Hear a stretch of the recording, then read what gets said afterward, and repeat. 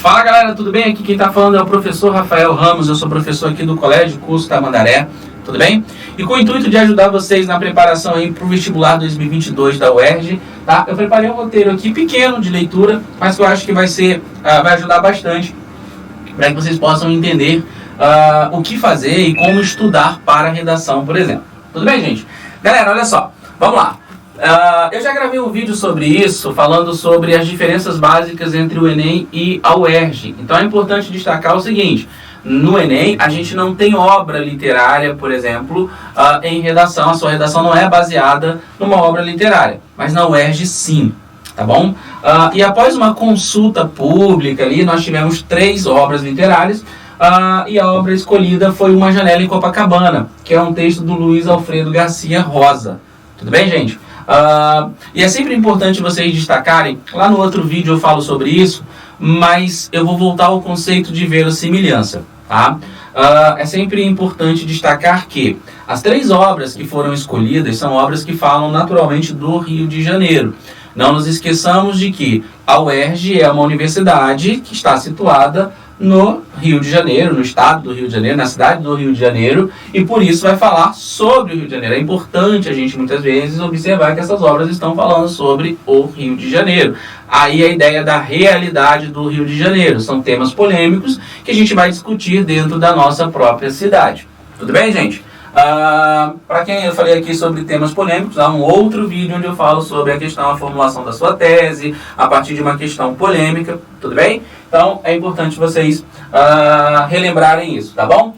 Então, primeiro conceito dentro desse roteiro de leitura é trabalhar a questão da obra, né? A obra fala, uma janela, o título da obra é Uma Janela em Copacabana. Se eu estou trabalhando com Copacabana, essa leitura é uma leitura extremamente simples, mas eu estou falando sobre o bairro de Copacabana, né? Quem é do Rio de Janeiro, por exemplo, quem é do Rio de Janeiro pode muito bem se situar, porque é uma obra muito realista, podemos dizer assim, sabe? Uma obra que situa realmente o leitor a esse espaço, a Copacabana. Muitas vezes é uma Copacabana que às vezes até a gente desconhece, tá, gente? Apesar de conhecer ali, de passar pelos principais cartões postais de Copacabana, a gente vai ter algumas discussões aqui. Tem muita gente, por exemplo, que não sabe que em Copacabana há uma espécie de um subbairro. A gente fala que é um subbairro chamado Peixoto, onde basicamente essa trama vai acontecer, que é onde o delegado Espinosa ele mora. Tudo bem, gente? Então, obviamente eu estou trabalhando aqui com uma obra que vai, de certa forma, narrar ali uma história que vai se passar em Copacabana, no bairro Peixoto. Tudo bem? Então, é importante você frisar. Esse roteiro de leitura que eu fiz, ele, de certa forma, ajuda você a trabalhar com qualquer obra, beleza? Não importa, aqui nesse caso a gente está discutindo essa obra, mas se você quiser usar esse roteirinho de leitura para uma outra obra, fique à vontade. E aí eu já dou a dica, tá? Rafael, qual outra obra? A obra, os sonetos lá de Camões, tá? Que vai ser exigida, esses sonetos esses que serão exigidos quando vocês estiverem lá trabalhando com a prova de língua portuguesa. Tudo bem, gente? Então, olha só. Uma outra coisa que é fundamental quando você estiver fazendo um roteiro de leitura, né? A primeira coisa é analisar, é ver a obra, segundo o ano de publicação. Por quê? Eu estou trabalhando aqui com o ano de publicação, que foi 2001. Então, eu começo a entender que o Luiz Alfredo Garcia Rosa, quando ele constrói, obviamente, ele vai falar basicamente da Copacabana do final do século XX. Tá? Final do século XX, início do século XXI. E isso é importante, por quê? Eu preciso analisar o contexto desse período, tá? O ano de publicação, ele diz muito sobre a obra. Por quê? Porque, na verdade, eu estou trabalhando muitas vezes aqui com o contexto em que essa obra está acontecendo, o período em que essa obra está sendo narrada, tá? E ali eu estou falando da Copacabana do século XX, né? Do século XX, iniciozinho ali do século XXI. Agora, um outro fator importante que eu preciso destacar na obra, gente, é o autor. Quem é esse autor, por exemplo? Quem é Luiz Alfredo Garcia Rosa? E aí a gente vai ver que ele tem outras obras que também permeiam essa ideia da narrativa policial, tá? Sempre lembrando que, na verdade, eu estou trabalhando aqui com a narrativa policial, depois a gente vai falar melhor sobre isso, mas o Luiz Alfredo Garcia Rosa, além de escritor, né, ele também é o fundador do setor de psicanálise da UFRJ. E isso é muito importante dentro da nossa análise aqui. Por quê? A partir do momento que eu sei que o Luiz Alfredo Garcia Rosa, ele é o fundador desse setor de psicanálise da UFRJ, eu entendo que muitas vezes esse cara pode colocar em seus personagens ou na sua escrita muito desse conceito da psicanálise. E a gente vai perceber que o delegado Espinosa, por exemplo, ele vai ter muito, tá? Ele tem uma forma diferente, podemos dizer assim, ele não é nada truculento, como muitas vezes a gente está acostumado a se deparar com algumas personagens, com alguns delegados, com aquela figura da polícia mais truculenta. Isso você não vai perceber no nosso querido Espinosa, tudo bem? Então isso muito em função do próprio Luiz Alfredo Garcia, tá? Rosa, que é o psicanalista. Beleza, gente? Galera, se vocês observarem ali onde está escrito tipologia textual, eu não coloquei justamente para poder explicar aqui a vocês, tá? Eu vou colocar aqui duas tipologias textuais. A primeira tipologia com a qual eu irei trabalhar aqui é a narrativa ou a narração, tá? Por que eu estou colocando aqui, explicando dessa forma? Porque, na verdade, gente, eu estou trabalhando com um gênero textual chamado narrativa policial. Depois eu prossigo ali. Mas a tipologia textual com a qual eu irei trabalhar aqui é a narração. Porque a obra em si é uma narrativa. Uma Janela em Copacabana é um texto narrativo. Porém, eu preciso entender que eu vou fazer vou apresentar para vocês aqui uma outra tipologia, que é a tipologia, no caso aqui, a dissertação, na verdade a argumentação, mas eu vou colocar aqui a dissertação argumentativa. Professor, por que dissertação argumentativa? Por que essas duas tipologias?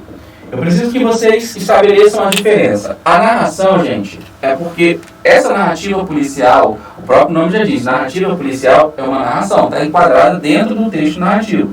Já o texto dissertativo argumentativo é uma referência, tá, à obra, ao que a banca vai cobrar de vocês. Sempre lembrando, narração, porque eu estou trabalhando com uma Janela em Copacabana, que é uma narrativa policial, um texto narrativo. Já a banca vai cobrar de você, aluno, uma dissertação argumentativa. Por isso que eu coloquei essas duas tipologias aqui. Beleza, gente? Então, já sei que o meu texto, ele é uma narrativa. Tudo bem? Mas abri esse paralelo aqui para falar sobre. Gente, então dentro desse contexto, a gente vai falar um pouco sobre a narrativa policial. Tá? Que é um gênero muito cobrado. Eu já estudei na UERJ, e na UERJ se fala muito sobre a narrativa policial. Tá? Você vai ver muito essa narrativa policial sendo abordada ali na UERJ. É um gênero muito usado por eles. Existem alguns gêneros que são muito específicos na UERJ, alguns autores também que são muito específicos na UERJ. Né? E aí, o que a gente precisa entender aqui? A UERJ, ela tem uma prova mais politizada, um viés mais político, e você está trabalhando aqui com uma narrativa policial, obviamente, com alguns temas que depois a gente vai ver, que trazem algumas polêmicas, temas que de certa forma nos trazem também uma reflexão, tudo bem?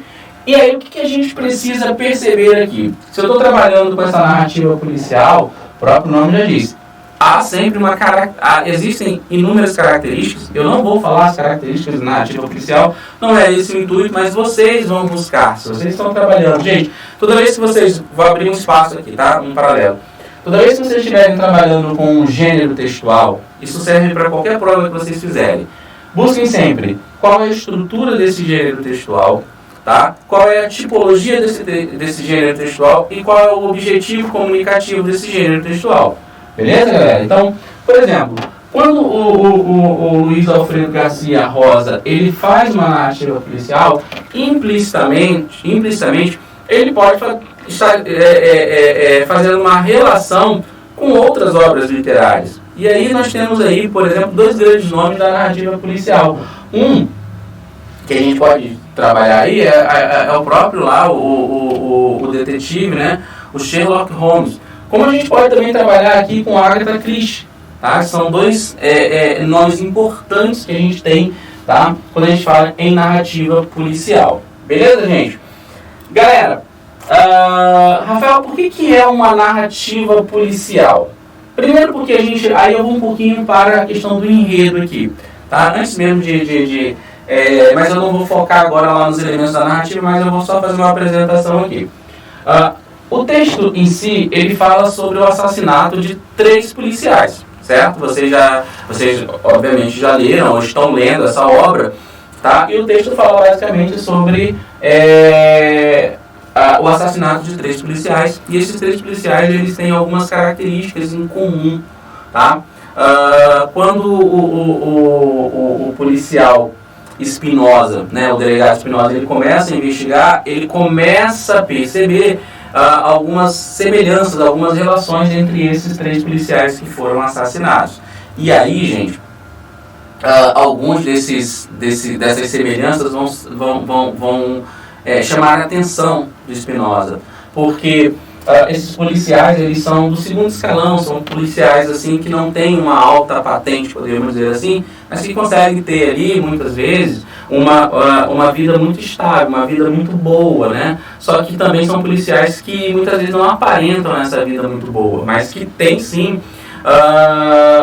uma boa condição financeira que foge um pouquinho daquilo que a polícia, né, paga aos seus funcionários. Enfim, então você vai ver aí, a gente vai discutir algumas temáticas na obra, como a própria corrupção na polícia. Lá no início desse vídeo, eu comecei falando sobre o conceito de verossimilhança e falando sobre a importância de você se situar enquanto espaço. Gente, não é à toa que o nome está ali Copacabana. A gente vai perceber essa importância, por quê? Quando você fala em Copacabana, gente, na verdade aqui, eu não estou me referindo apenas ao bairro. Eu estou me referindo basicamente a uma forma metafórica de dizer que os problemas que a gente vai ver nessa obra são problemas que muitas vezes, né, estão não só em Copacabana, mas em toda a cidade do Rio de Janeiro, em todo o estado do Rio de Janeiro. Por exemplo, tá? Uma coisa que a gente discute muito aqui no Rio de Janeiro é a questão, não só no Rio de Janeiro, no Brasil, mas no Rio de Janeiro com muita ênfase, é a corrupção na polícia. Tanto é que essa corrupção, muitas vezes, é óbvio, tá, gente? Eu não estou aqui falando que o policial é corrupto, nada disso. Eu estou apenas dizendo que uma das discussões que a gente tem muito no Rio de Janeiro é a questão da corrupção na polícia, tá? E muitas vezes, essa corrupção, um problema muito grave na cidade do Rio de Janeiro é a formação das milícias, né, que se deu ali no Rio das Pedras, enfim. E aí a gente vai ver uma outra discussão, uma outra temática que o enredo, né, que o livro aborda, que é a violência urbana. A gente vai perceber essa violência urbana muito presente, tá? A ideia da marginalidade, tá? Por que eu citei aqui a ideia da marginalidade? Galera, eu estou falando, para quem não é do Rio de Janeiro, se tem alguém que está, né, ou alguém que é do Rio de Janeiro, mas que não conhece Copacabana, gente, é uma cidade, é um bairro situado na zona sul do Rio de Janeiro, tá? Que é a área nobre do Rio de Janeiro. Então a gente está falando de corrupção na polícia, mas vamos voltar aqui para Copacabana, já que, na verdade, nós estamos falando ali da 10ª, são policiais que estão na 12ª, né, delegacia, e essa 12ª delegacia, tá, gente, de polícia, para quem não sabe, essa 12ª DP, ela realmente existe. Se você for a Copacabana, você vai passar por ela ali, tá? Você tem ali no bairro Peixoto, essa 12ª, não sei se bairro do Peixoto, ali você vai ter a 12ª DP. Então, quando você discute a corrupção na polícia, você não está falando da corrupção na polícia, por exemplo, na parte pobre da cidade, está falando da corrupção da polícia justamente na parte nobre da cidade. Tudo bem?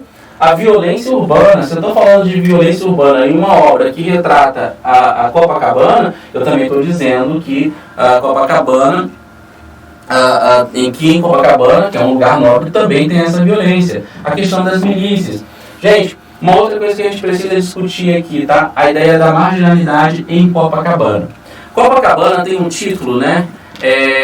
A Zona Sul do Rio de Janeiro, ela tem algumas... Você vai para Ipanema, tem ali a Garota de Ipanema, você tem ali Leblon, você tem ali algumas...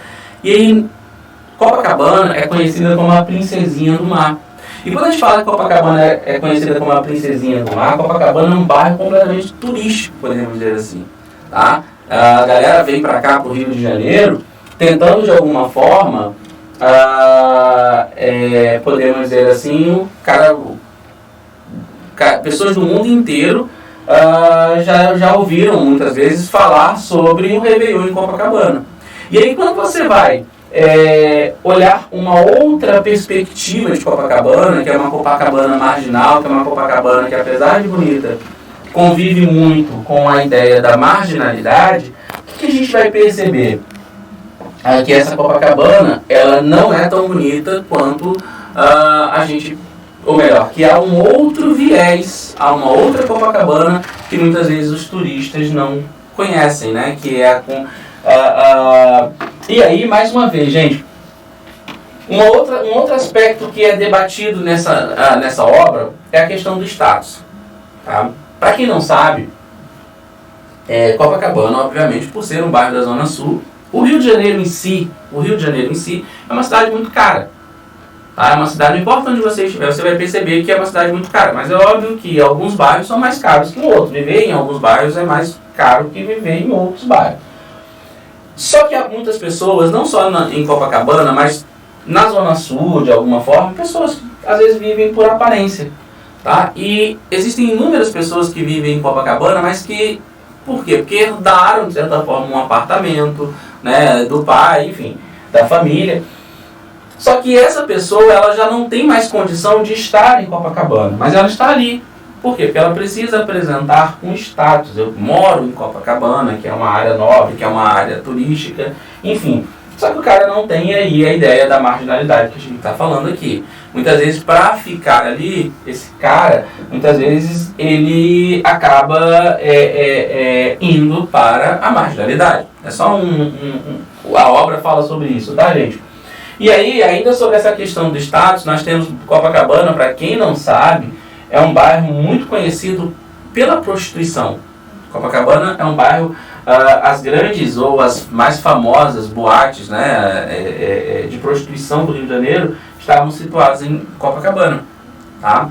Se você não sei se vocês já tiveram essa oportunidade, estou falando de Copacabana porque eu conheço um pouco Copacabana, gente. Às vezes, assim, hoje nem tanto, né, porque já não tem mais isso, né, a gente quase que não encontra mais. Mas antigamente, vamos colocar aí alguns anos, não tão antigamente, se você fosse usar um telefone público, um orelhão, em Copacabana, não só em Copacabana, mas principalmente ali, o que você ia ver de anúncios de prostituição, tá? Era uma coisa absurda. Né? Hoje quase que ninguém usa mais o aparelho, o telefone, o orelhão de alguma forma, né? Que é telefone público, então basicamente já não tem tanto. Mas esses anúncios, mas Copacabana para quem não é de Copacabana, para quem não conhece tanto Copacabana assim a fundo, Copacabana é um bairro onde a prostituição está sempre presente, ainda mais por ser um bairro muito turístico, tá? E aí, gente, a gente está falando aqui roubo de carros, ou roubo a carros, tá? Que a gente vai ver nessa obra, tanto é que a obra, o enredo, passa muito o assassinato desses policiais, ele está diretamente ligado a esse roubo, a uma quadrilha que rouba carros. E aí, gente, mais uma vez, lembra? A gente está discutindo, olha o conceito de verossimilhança. Eu estou falando aqui de rouba carros, que é um crime muito comum na cidade do Rio de Janeiro. Viu como a gente não está falando apenas de Copacabana? A gente está falando, a obra em si retrata Copacabana, mas de uma forma metafórica, mostra os problemas que envolvem não só a cidade do Rio de Janeiro, mas também todo o estado do Rio de Janeiro. Beleza, gente? Então, o que a gente... Galera, olha só, então só para a gente finalizar aqui essa questão dos traços marcantes da obra, eu acho que vale a pena muito, assim, vocês, a partir dessas temáticas, tentarem entender, por exemplo, quais são os possíveis temas, tá? Que a UERJ ela pode cobrar.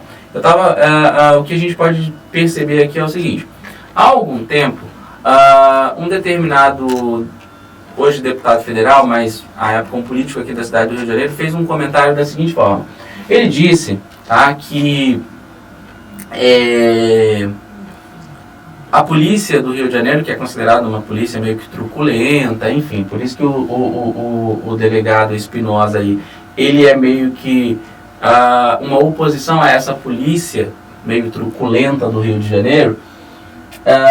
Ele fala, ou melhor, esse deputado disse certa vez que havia necessidade de a polícia do Rio de Janeiro entrar sem que desse um tiro na comunidade, tá? Sem dar um tiro. E aí isso causou meio que uma discussão, como que uma polícia pode entrar de uma forma truculenta, de uma forma sem que seja truculenta. E aí essa é a discussão que a UERJ pode levantar, tá? É a discussão do tipo, será que é necessário, ou melhor, a truculência é a forma mais eficaz de combater a violência?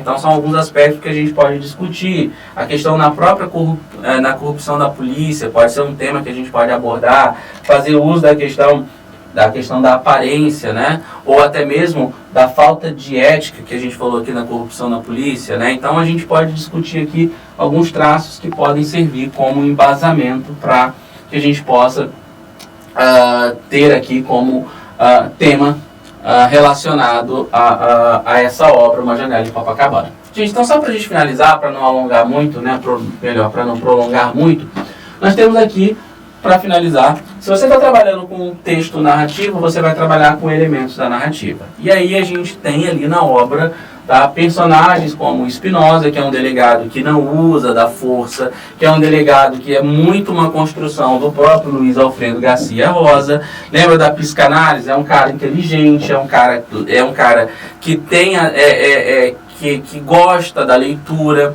é um cara que vai tentar resolver esse enigma, né, da narrativa policial a partir de determinadas situações, que não envolvam apenas a truculência, mas sim toda uma análise, toda uma busca inteligente, tá?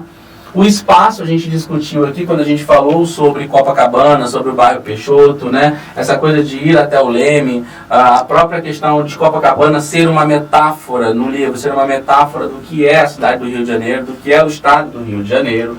A questão do tempo, né? Que é quando essa narrativa está sendo produzida, no passado, ou seja, a questão do próprio tempo psicológico aqui, o enredo, que é o que vai nortear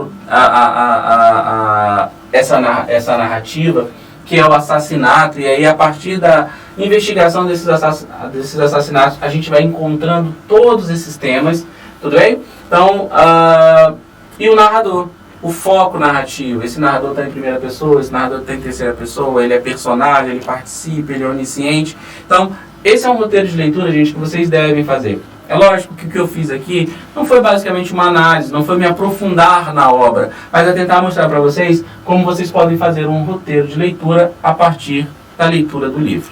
Beleza, gente? Então, a gente fica por aqui, tá? Desejo a vocês sucesso na prova de vocês. E até a próxima. Valeu, gente!